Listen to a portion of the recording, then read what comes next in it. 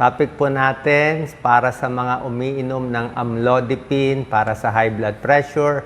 Meron lang ako konting paalala, konting warning. Ako po bilang internist, cardiologist, papakita ko sa inyo ano mga benefits ng amlodipine. Marami siyang benepisyo, advantage.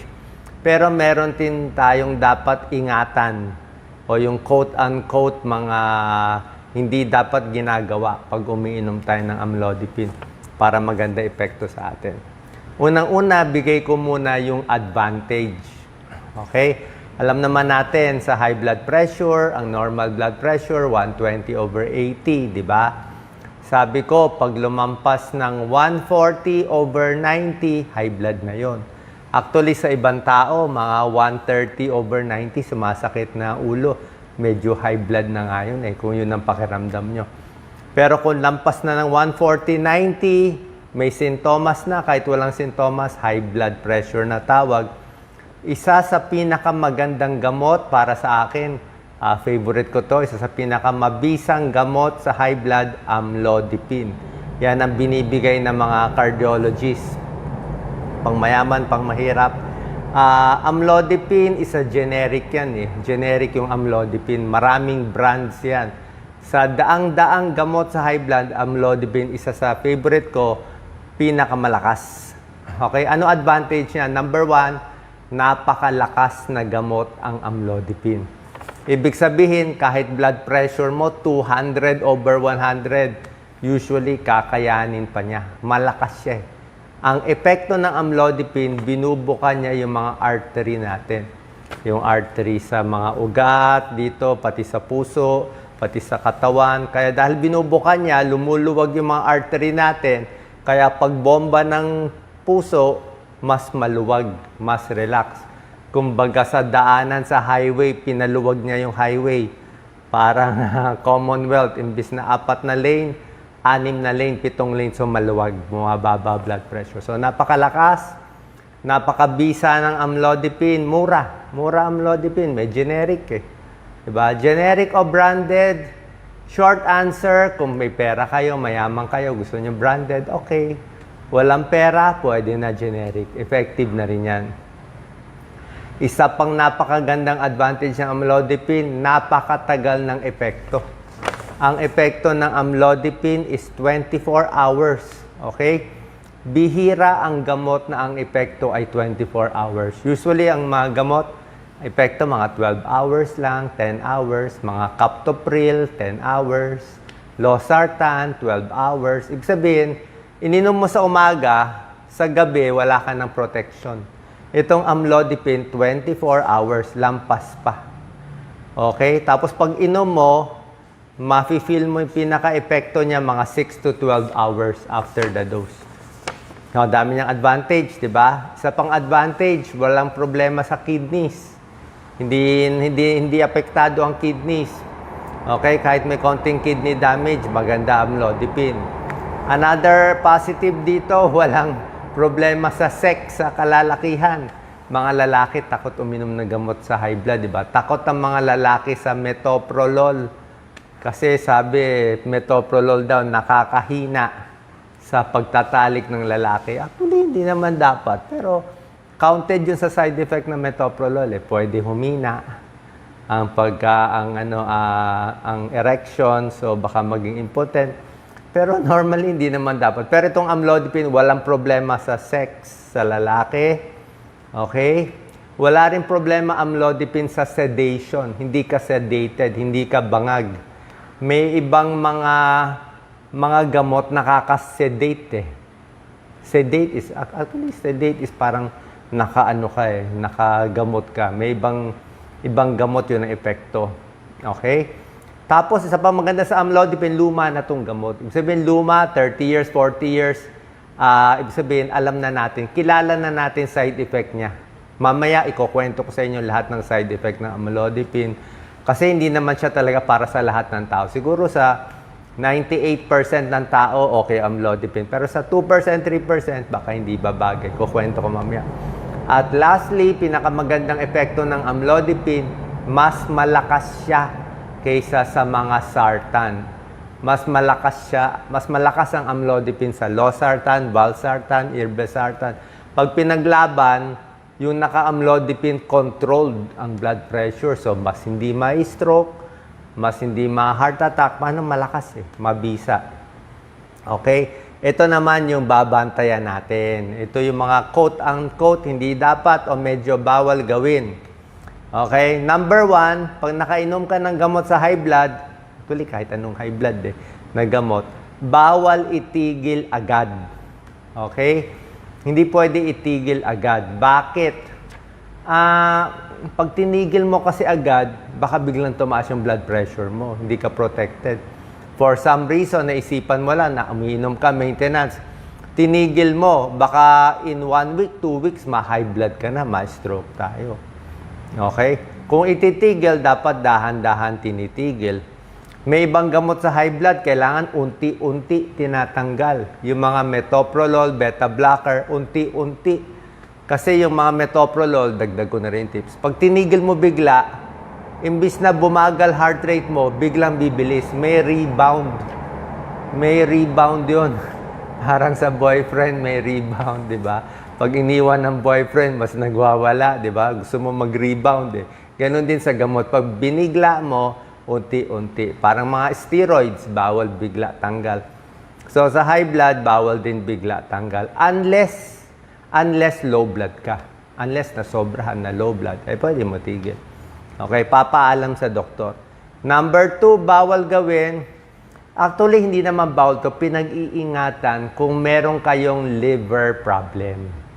Okay, kung meron kang liver cirrhosis, sira yung atay o fatty liver. Fatty liver pwede naman, paalam lang sa doktor. Diba? I-check lang liver cirrhosis, fatty liver, kasi ang amlodipine na may metabolize ng liver. So minsan binabawasan natin ang dosis kung may sira yung liver. Okay? So kung may liver problem ka, pwede naman amlodipine pero dumadaan din kasi sa liver to. So baka mag-traffic sa liver, mas konti ang dose. Okay?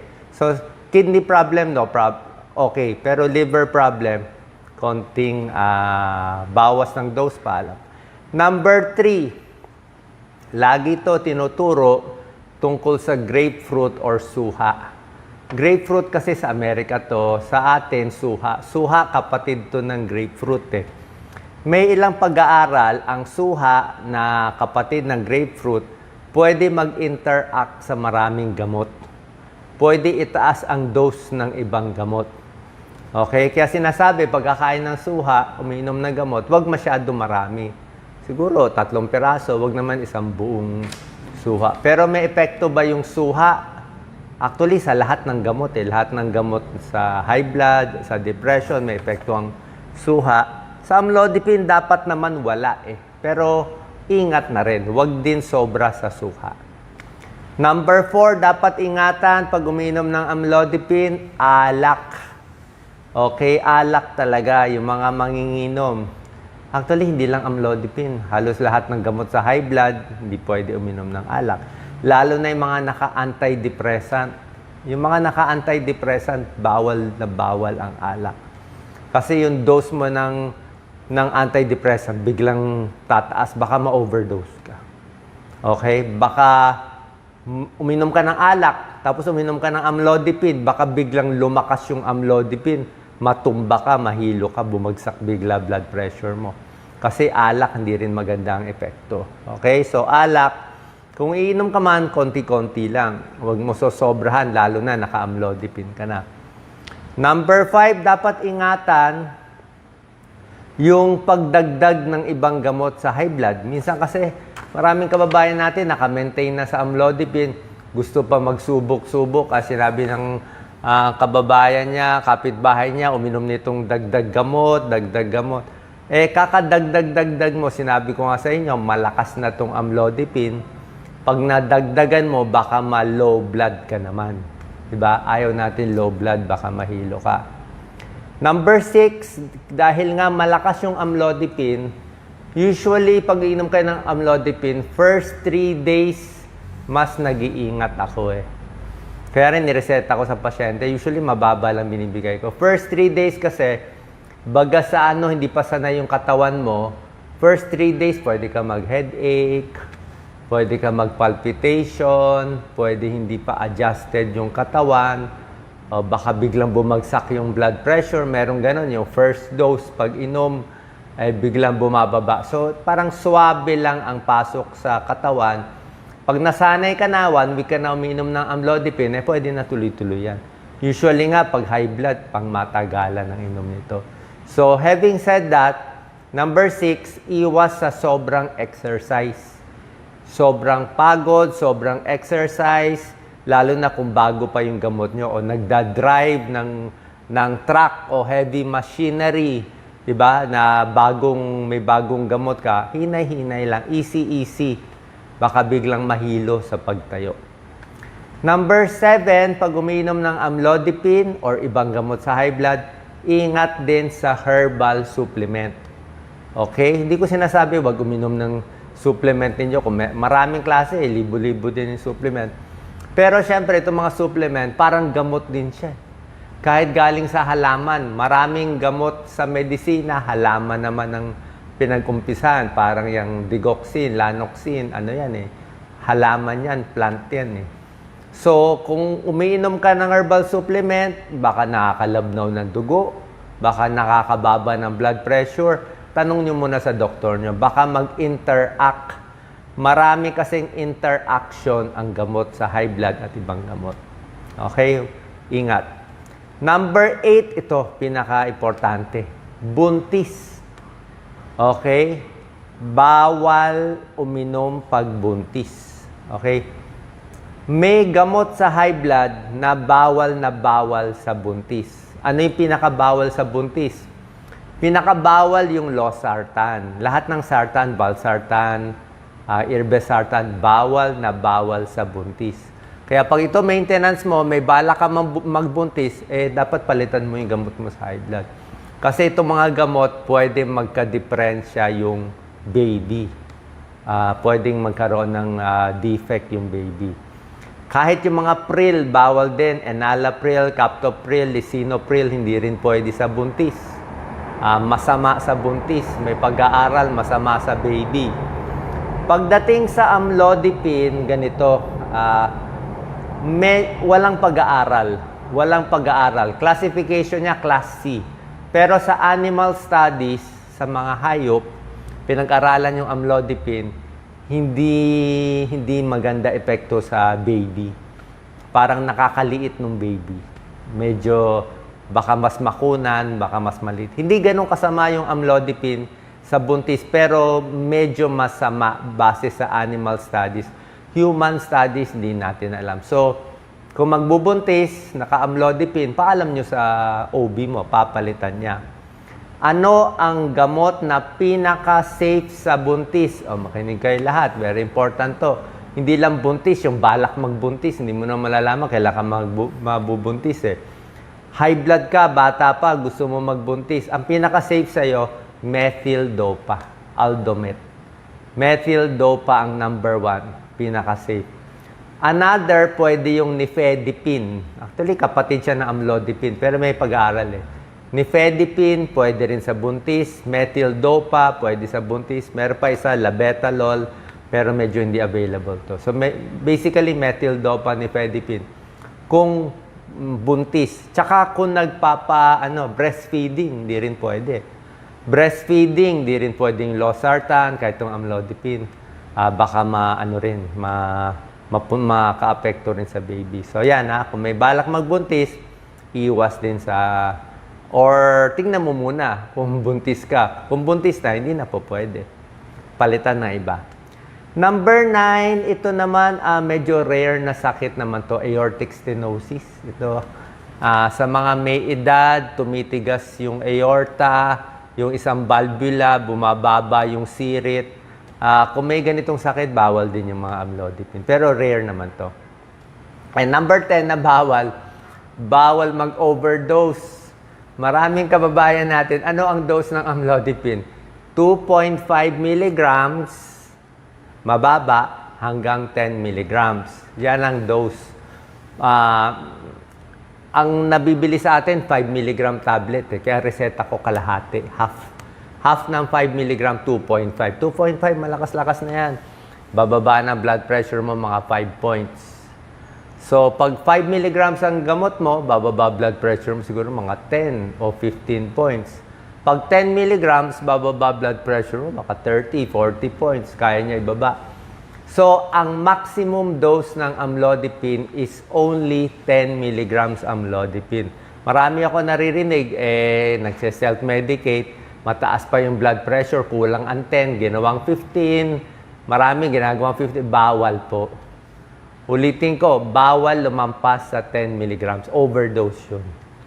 Okay, hanggang 10 lang. Dok, paano kung 10 milligrams na amlodipine, mataas pa rin BP ko, dadagdagan mo ng iba. Dagdag ibang gamot. Dagdag ka ng mga sartan, irbesartan, losartan. Diba? Mag-a-add ng iba. Merong mga diuretic, merong mga clonidine, marami pang mga variation. Pero hanggang 10 milligrams lang. So, yan yung mga bawal. Okay? So, other tips. Dadagdagan ko pa. Pwede ba, ito mga tanong nyo. Pwede bang walang laman ang tiyan? Actually, pwedeng walang laman ang tiyan sa amlodipine eh. Usually, hindi masakit. Pero kung, let's say lang, humapdi ang tiyan, di with food. With food or without food, okay ang amlodipine. Ano pa sa pinaka-side effect ng, ang pinaka-problematic na side effect ng amlodipine ay manas. Ang manas in 3% of people, ibig sabihin sa 100 na binigyan ng amlodipine, 3 magkakamanas. Bakit nagmamanas? Hindi man delikado yung manas niya, pero binubuka nga yung mga artery natin, di ba? Yung artery, binubuka. Pati artery sa paa, binubuka. So, pag nagbubuka, pati yung mga fluid ng katawan, mas nagmamanas. So, anong gagawin? Pag nagmanas amlodipine, bawasan yung dose.